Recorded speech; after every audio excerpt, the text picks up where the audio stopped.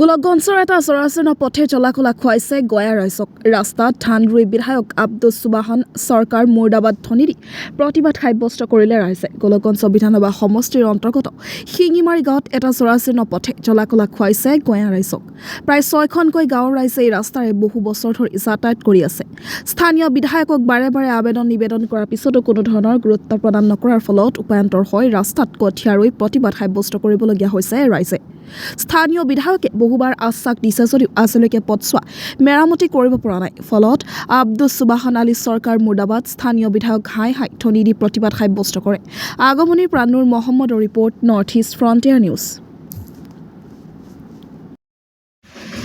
রুব লগা হয়েছে কি কব এই সম্পর্কে? আমার কথা হল যে আমার এই রাস্তাটা ধরেন একরকম ন্যাশনাল হাইরোডের মতো রাস্তা। আমার এই অঞ্চলের যত লোক সব এই রাস্তা দিয়ে আসা যাওয়া করা হয়। 3-4 গ্রামের লোক এই একই রাস্তা দিয়ে যায়, আর বাকি রাস্তাগুলো তো ভাঙচুর হয়ে গেছে গা।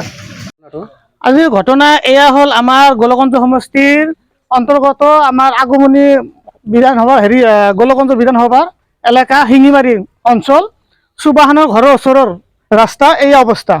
আজি মানুহ এটা বেমাৰী লৈ যাব পৰা নাই, যি অৱস্থা হৈছে এইটো ৰাস্তাত আজি ৱা কৰিব লগা হৈ গৈছে। কি কাৰণে আজি সুবাহানৰ ঘৰৰ ওচৰৰ ৰাস্তা সুবাহান আজি চাব সময় নাই। আজি সি এটা বিধায়ক, আজি তাৰ ঘৰৰ ওচৰত লগা আজি মৰাঘাটৰ জিবি এইটো এলেকা।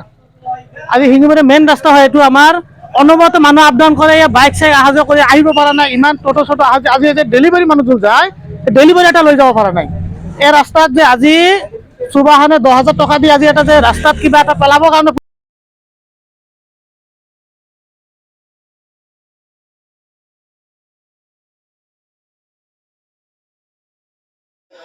ঘটনা মানে কি, আমাৰ এইটো ৰাস্তা এনেকুৱা পিছপৰা ৰাস্তা, আমি চলিব পৰা অৱস্থা নাই। আপোনালোকে তো চাইছে কি অৱস্থা। ইয়াত মানুহ কেনেকৈ অহা যোৱা কৰিব? অহা যোৱা কৰাৰ কোনো ব্যৱস্থাই নাই ইয়াত। সেইকাৰণে আমি আমাৰ ঊৰ্ধ্বতম কৰ্তৃপক্ষৰ ওচৰত এইটো অনুৰোধ জনাওঁ যে অতি সোনকালে ইয়াৰ কিবা এটা বিধি ব্যৱস্থা কৰিব লাগে। আমাৰ ইয়াত কিবা ৰোগী হ'লে বা ডেলিভাৰী হ'লে লৈ যাব পৰা অৱস্থা নাই। আমি খোজকাঢ়ি যাব নোৱাৰোঁ, বাইক লৈ সবার না যে ভোট পাইছে আমার না একটা রাস্তার কোনো কেয়ার না নেই না, কোনো মানুষের দাম দেয় না, কারণে মুই নাই এইরকম কথা কয়। তাহলে আপনারা কি করবে? এই রাস্তা দিয়ে হাঁটবো না এরকম করিয়া? তোমার সে চিন্তা করা লাগবে। হ্যাঁ, একটা মন্দিরে একটা দিচ্ছে, তাও এইরকম করতেছে।